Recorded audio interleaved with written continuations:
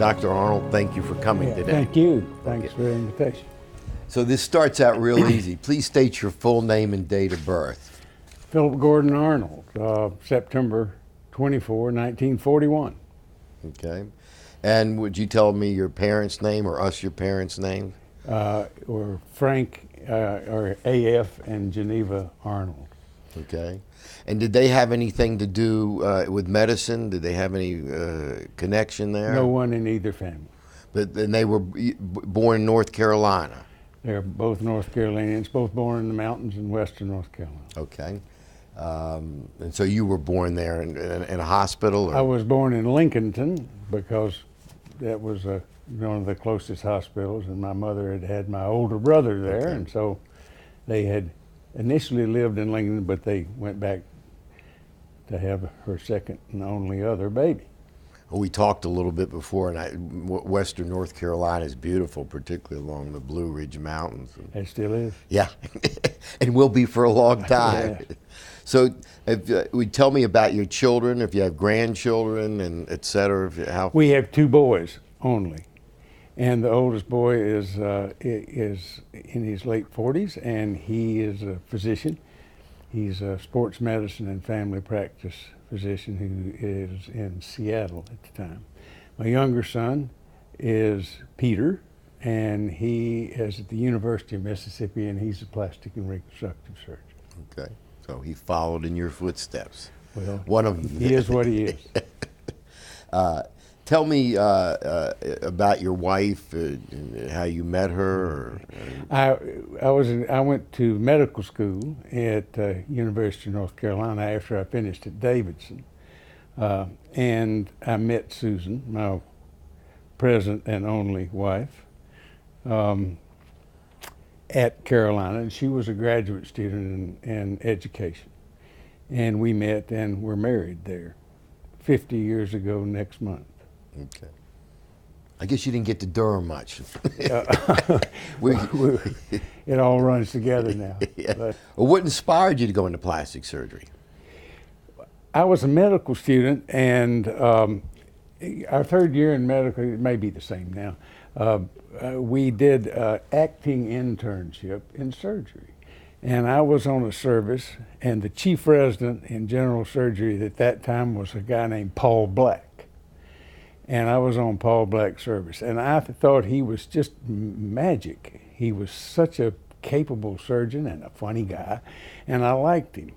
And we obviously got along all right. But his plans were to leave the following year, he had split up his residency. At one time at Carolina, you could do a year away, come back and do your chief residency in general surgery, followed by your chief residency in plastic surgery. Mm-hmm.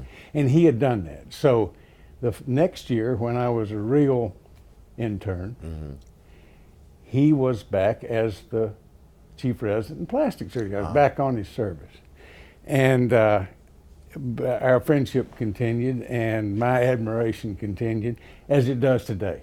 And I wanted to do things that he did. And so if I had to pick a person, it would be Paul Black. Still is. I think he's one of the best surgeons I've ever been around. I would say that most of the interviews that I've had were the doctors went into plastic surgery because of another plastic surgeon, not because they had heard about the field or whatever. There was some mentor, the guy that just they felt inclined to go into that specialty. I really liked plastic surgery, and I liked the idea of it. But I wasn't sure. I wanted to be a really good general surgeon first, and then I'd decide for sure.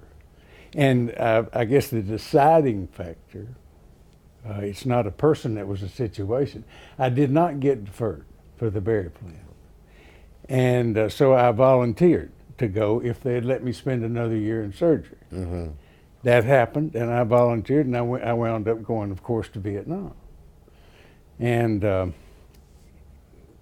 I worked in a MASH hospital as a surgeon, and that pretty well filled up my tank on taking care of hurt people.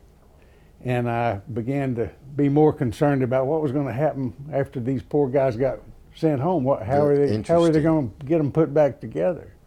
And that became a topic that was of great interest to me. And when I came home, I pretty well had decided that, yes, I want to be a general surgeon first, but finally I want to be a reconstructive surgeon of some sort. Yeah. So you were, and of course, people are aware of the Vietnam War. The MASH units were right in it. Yeah, they weren't. You were getting behind the lines. Yeah, I know you. Yeah, but it was the first line of care. I would guess.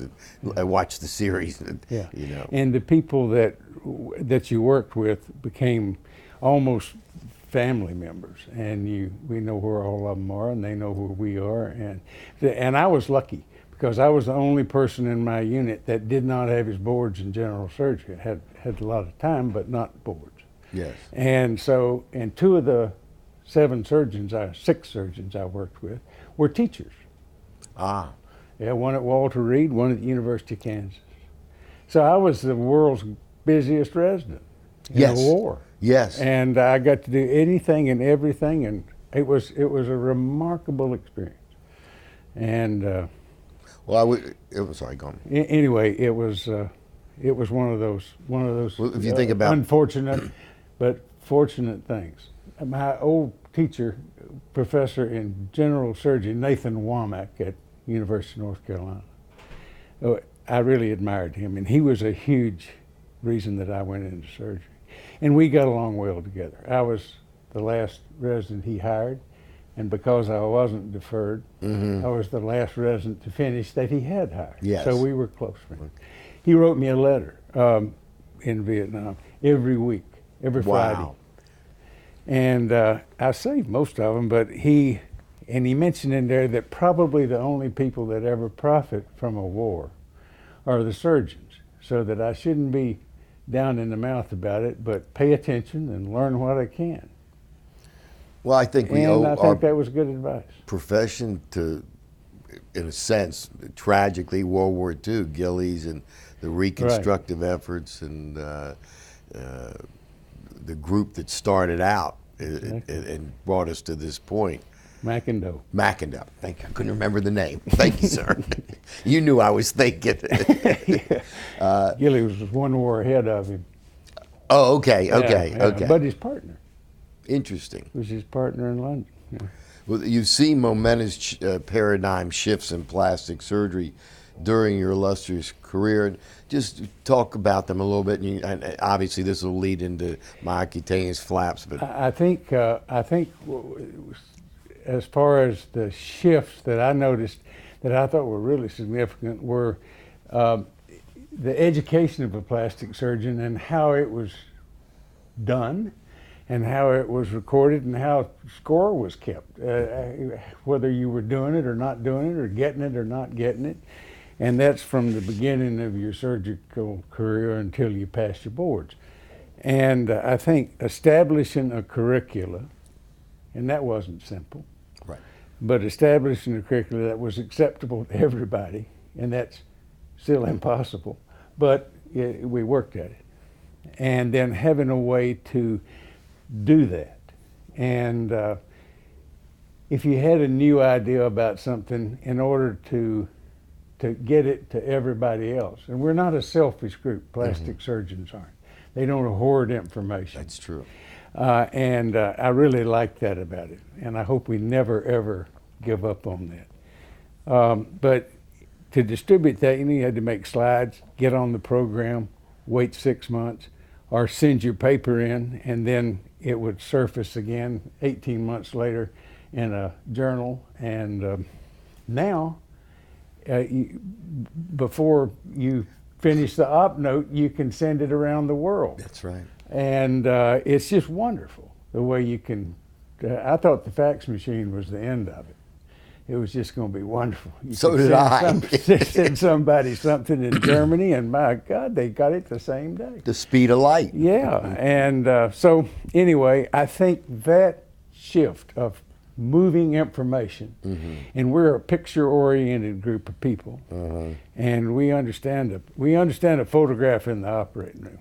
Right. You don't need a caption most of the time. Right. And I think that capability has been one of the greatest things about moving information around. And I think that was a huge paradigm shift. It was in my life. And I suffered through going from a few of the old glass slides to the 2x2s, which I thought were the end of the world, and then struggled with that awful dual carriage presentation for a while. I gave Yes. up on that. I never conquered that. And to the digital imaging, and it was a great advance. You know, you bring up a good point because nobody's mentioned that, but that's a paradigm shift in plastic surgery is the electronic media, how we can communicate in a moment. You know, if something happens, the whole world knows at the speed of light, 186,000 miles per second, and everybody else knows about it, which means there's no secrets, which I like about when you say about plastic surgery, when somebody comes in and says, well, I heard about this procedure this doctor's doing. I said, let me stop you there. There's no secrets in plastic surgery. If it's a procedure that's viable and good, we all know about it because we share information. We don't hoard it. We share it because that's how we get our recognition. One of the great opportunities I had was I got a job at Mayo Clinic, and I worked there for 4 decades, and or lived there for 4 decades, worked 3 of them, and it's a great place. Everybody knows that, but we had a lot of visitors. And there were more reasons to come than just to see P.G. Arnold. Everybody was busy. I had partners that were busier than I was. John Woods, Ian Jackson, that group. So there was plenty for a plastic surgeon to see if he showed up. And it was such a treat for us to have people visit from all over. And we learned so much from each other. And I really recommend that. And there's something about having somebody standing there that's better than hitting send on a email with a bunch of pictures on it. Yes. That's not bad, but it's not like listening to him talk. No, absolutely. Because you generally get the truth a little bit quicker if you're having a conversation. No, you absolutely get the truth a little bit quicker. But it was really fun. It was really a privilege. As far as the paradigm shifts in plastic surgery itself, I think the thing that I've noticed over the time that I've been doing this, I had a big interest in reconstructive surgery. Right. And my soul sort of devoted to reconstructive surgery.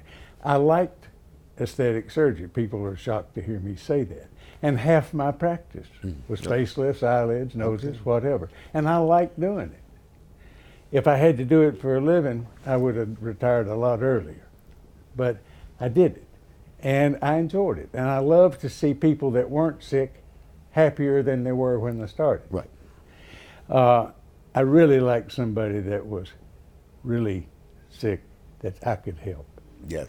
That's really a joyful thing.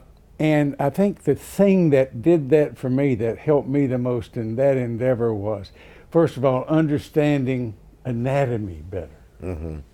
And understanding the vascular blood supply to the tissues we're mucking around with. Right. Muscle, skin, whatever. And when you want to shift things, you're not just dragging it somewhere and crossing your fingers and hoping it doesn't turn black and die. Right. You know, you actually have some method to what you're doing. And I enjoyed that. And in order to do that, you had to have an interest and a knowledge base about how wounds healed. And wound healing was not anybody's favorite lecture topic to listen to or give. And I lived in the middle of that quagmire with Earl Peacock at University of North Carolina. And I know one of my friends said, if I die and go to hell, I'm going to have to get up every morning at 9 o'clock and give a 1-hour talk on wound healing. And if I don't do well, I have to go listen to one. Nevertheless, having said that, we learned a lot about wound healing, about debriding wounds, about getting things ready. And then once you kind of got that down, then your operations would work. It Absolutely. wasn't the operation's fault. It was the reason that you didn't have the wound ready to be closed. And we learned that the hard way, and we tried to pass that along. And I think we were successful in part, but we still had to learn. And we learned better ways to debride. We learned better things to do to the wound. We learned better medicines. We learned better everything. And we didn't invent that. Somebody told us. Right.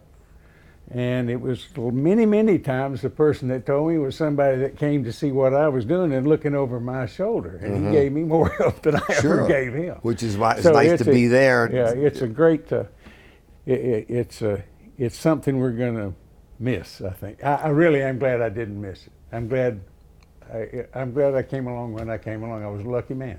Well, you co-authored the text on it with Dr. McGraw on Marcutane's flaps, correct? Yes. That was a paradigm shift in how we looked at tissue transfer to move muscle and skin at the same time. When I say that, in large chunks, you know. Yeah, it was different, and it was different enough to be able to have we had a little workshop that we did in Norfolk yearly for almost 2 decades. I think 18 years. I'm not, about 18 years, I think. And John and I did that, and it was fun. But we learned more than we ever taught, I'll guarantee you. And because people came who really knew what they were doing, and we took 100 people, and usually That was a famous workshop. Yeah.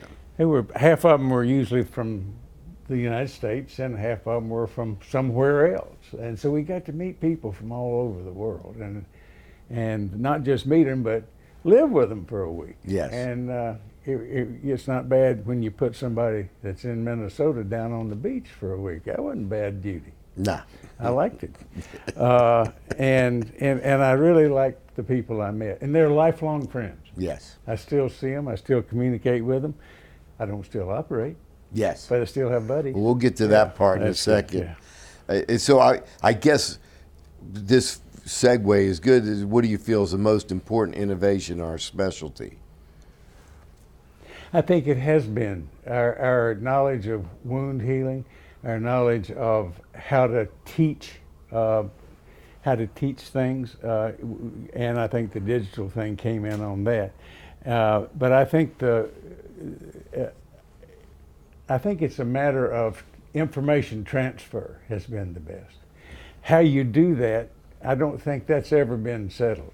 I really liked the system that I worked in for many, many years, and that's very old-fashioned, and it's the apprentice system. Mm-hmm. You had 4 residents, we called them first assistants at Mayo, and you had 4 junior residents, second assistants, and they were stuck with me for 3 months, and me with them. Yes. So you had to learn how to get along with them. Yeah. And it was a great time. And you started early in the morning and you quit when you were through. We worked pretty long days. Yes. And so you had a real good idea about what P.G. Arnold thought about something. Mm-hmm. And you didn't have to, I wonder what he would do. You pretty well knew, Yes. as we were busy. And you at least had 8 people to think about when you left. And not every residency produces 8 sets of ideas Correct. that are produced in the operating room. And I kind of liked that. And I could write a letter about somebody and not have any hesitation about being sure about what I was saying. Yes. Yeah. Yeah, because you spent So time. with I didn't have to look at his CV to decide what I was going to say. And I liked that. I liked that. What, That wasn't an innovation. That was being smart enough not to throw it away. oh yeah, I agree. Yeah. And that's that's the fun of it too. Yeah, is I the agree. interaction. And I guess we covered this, but what do you feel your greatest professional accomplishment is? You've mentioned residence and your work, but would you say that covers it for you as far as greatest professional Well, I think accomplishment? the greatest, I don't know if it's accomplishment or not, but the thing I am proudest of are the people I've worked with. And many of them I worked with as colleagues, or many of them as residents. And I enjoyed that. My best accomplishment in my life was marrying the woman I married. Okay. That was the cleverest thing I've ever done. Thank God she's still with me. Sometimes it's a little dicey, but Well, you'll get to show her this film and that you mentioned her for posterity. No, it's no, I mentioned her for sincerity, and but as far as professionally is concerned, I really enjoyed that. I think that the other thing that I really thought a lot of and continue to think a lot of was my association with other societies and other organizations that I really enjoyed, and other plastic surgeons. Yeah. I spent a lot of time in the UK, both learning and then a little later on teaching, and was lucky enough to be a member of the British Association. Where were you in England? I was in Scotland. I was at Canterbury for a while. Oh boy, that was a favorite externship where I went to and medical school. I spent 8 weeks there, and I met Ian Jackson there, and later on we convinced him to come to Mayo I was going to say, Clinic. did you bring him back with you? So I had a lot to do with it, but I'm very proud that I did. But I really enjoyed that, and I continued to go back, and those friendships have been near and dear, and some of the things I was proudest of are that I did get to be an honorary member, and I was made a member of the Royal College of Surgeons in Edinburgh, and that was a special thing, and a surprise and a nice one. I participated in the URAPS thing. Its beginning, and was a member of that. So because I was at Mayo Clinic and they supported traveling and Yes. that sort of international relationship, I could do that. And I could do that not only with their blessing, but with their help. And that was one of the greatest things about my professional life, was I made a good choice of where to work. It might not have been the greatest financial choice, but I wouldn't have traded jobs with anybody. Okay, well, that's an accolade. Yeah, I loved it. I loved the people that came to learn, and still do. Well, on the other side, what do you think the greatest failure of our society has been, Well, or specialty? well, to be very honest with you, it's I may not be in the majority on this, but I thought one of the biggest mistakes we made was to get rid of the reconstructive surgery in our name. Okay. It was like we were apologizing for something, and that's nothing to be ashamed of or apologize for, whether it was political or economic or legal or whatever. I guess it worked at the time, but I think we gave away a lot. And it was particularly painful for me because I would sit through a meeting at the British Association. I was a voting member. And they were in the process of going from BAPS to BAPRAS. Yes, yeah. So it went from BAPS to BAPRAS, British Association of Plastic, Reconstructive, and Aesthetic Surgery. They added it all back in. That happened about the same time. And I thought, God, what bus am I on here? You know, we're throwing out what you're trying to add on. Right. And there was volatile disagreement in both camps. So I don't know what's right. You know, I miss it. And if somebody asks me what I did for a living, I'm a plastic surgeon. I'm a plastic and reconstructive surgeon. Proud of both. Yes. What's wrong with that? I never really got that part of why we switched it, except I remember the controversy, but it was really somebody that was pushing a marketing agenda. Yeah, we and were they having a felt pissing that it contest diluted with out the name, and in ENT reality, it was synergistic with what we do. Yeah, yeah. And so I would, and you're not the first person to say that, by the way. Somebody Good. else has brought that up. And anything you like about your greatest professional disappointment? Or it's a lot of people don't have any, so you don't have to answer that. I'm not. No, I would retread that. I'd walk that path again. there were some things I might handle differently at the moment, but it's not a disappointment. Yeah. I could have just done a better job. Okay. Yeah, Well, I could have had a little better outcome. well, I get a skewed audience because very few of the icons I'm going to interview have a great professional disappointment because they're where they are because they made the correct steps or the steps that brought them to this point.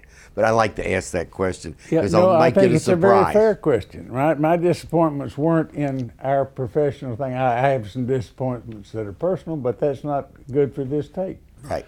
And you're not I perfect. could make you a long list, so I'm not perfect. I did okay in the surgical end of the thing because I was totally devoted to that, perhaps too devoted sometimes.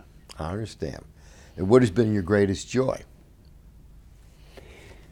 I think, well, from a teacher's standpoint, one of your happiest times is when somebody that's been on your service as a medical student or a general surgery resident or whatever comes and says, you know, I'd really like to think about being a plastic surgeon. And you think, wow, we've delivered the message. Yeah. And so I really liked that. I think your greatest joy as a surgeon was in my life, I guess early on would be somebody who was dying, bleeding to death, that 25 minutes earlier was running through some damn rice paddy in Vietnam, Yeah. and he's 18 years old, and you've got about 20 minutes to save his life. And when that works, it's a great, great, great feeling of accomplishment that you did it. Right. It works. That knife cuts both ways. Yes. I had 9 people die on my operating table, and I can almost tell you their names. Sure. And you replay that a lot. Yeah, we remember that a lot more, Yeah, but yeah. thank God So- that's a minimal part. That was a year out of my life. The rest of the time, the thing that I think the most joyful thing for me was having somebody who has sort of been through the grinder from a surgical, either a misadventure or just plain bad luck. Yeah. And it could be your patient, or it could be someone referred by a colleague of yours, and they have something that that basically the people about ready to throw in the towel on that. I kind of like those problems. Yes. And I didn't like seeing them, but I liked trying to help them. And when you could convert that situation into somebody that could leave the hospital, no tubes, no ventilator, with family with them who were smiling and their health improving and their spirits improving, that really made me happy. I mean, it was really happy. And it was a good kind of happy. It was an affirmation of your Hippocratic oath. Well, yeah, we did that one right. It wasn't me. It was because you had a lot of help. And nobody that worked at Mayo Clinic ever better claim anything as being theirs. Yeah. Because you couldn't do any of that without the help they had standing there, wanting to help. You were there how many years? I was there from 1976, and I haven't left. Okay. Yeah, I'm not practicing, but I still live. How many academic plastic surgeons have come through do you remember how many chiefs or academic fellows that went through your training program? Oh, you mean how many have we produced? Yes. Oh, I don't know. Okay. It would be a few. We've had a few. You mentioned Charlie Verheiden. He was one he of was the at early Temple, ones. right? We were almost residents together. We're not too far apart. Yeah, and but I learned a lot from Charlie. Hopefully, he learned a few things from me. In fact, sometimes I can't remember whether somebody was a partner or a resident. I mean, it was fun doing that. Yeah, and so no, I can't. I don't have a score on that. We took 4 residents a year in the standard program. So we had a lot of people coming through. Had 8 residents at any one time. That's a lot. Not now with I with know it is. That's why I asked you with a that. platoon of Yeah. residents coming through. But we had 8 fully trained surgeons that wanted to add plastic surgery to their uh, lexicon, Okay. and that was fun because they weren't journeyman people. They were really good surgeons, and we got to pick. From an awfully good group, and hopefully, well, when they started picking us, we were very proud of where we stacked up in that. I understand. I can't tell you what's happening now because I don't keep up with that. Well, I sure did for a long time. would you give us some words of wisdom for present and future generations of plastic surgeons, Oh, since we're on the subject? I think when you, all I can tell you is that it's going to change. Things are going to change, and you think you've got it all sorted out, and we're going to do it this way, and this way works best, and by golly, we've got it. And that doesn't work at all in less than 2 years. It's like the surgery you do. And I always told the residents, I said, when you leave here 5 years from now, half of what you know you will be outdated. Right. And you'll about 30 to 40% of what you do will be something you've seen here. So don't think you leave here knowing how to practice for the next 30 years. You know how to learn how to practice and how to be critical of whether something's going to work or not. Well, that's why I'd like to tell doctors and patients and friends, that's why we call it the practice of medicine. It's not an exact science. Absolutely, absolutely. And I would just, don't be afraid of change. Right. I fought change a time or two, and I always lost. And you just have to learn how to live with whatever's changing, and try to make it work to your advantage. The best thing I did that to stand me in good stead, and I think I was to make good friends. Yes. And to take advantage of them, not in a conniving sort of way. But I think taking advantage of a good friend is asking a good friend an honest question and being kind enough to listen to his answer or her answer. In any aspect of life. Yeah, and that works whether you're practicing plastic surgery or where you're trying to figure out how to live as a retired plastic surgeon. It just works in life. And I spend a lot of time talking with buddies that are sorting things out. And we don't have that sorted out any better than we had surgical wounds sorted out. So we're all learning. Well, you know what? That's my next question. What are you doing in retirement, or any suggestions for retirement, or how you feel about it? I think that's where the friends come in. Yeah. You think, well, when I retire, I won't pick up that telephone. I'm not going to do anything except something that's fun. And then that doesn't work for me. Right. I tried it a while, and I was an abject failure at that. So if life doesn't have some sort of purpose to it, it's just a waste. I mean, it's a waste. Any way you measure it, it is. So you have to have some purpose, even if the purpose is just to enjoy your garden or whatever. And I do that. I like gardening. I like chopping weeds and pulling weeds and growing things. And I love fishing. I love fly fishing. And I spend a lot of winters tying flies and drowning them in the summer. Right. And occasionally I catch fish.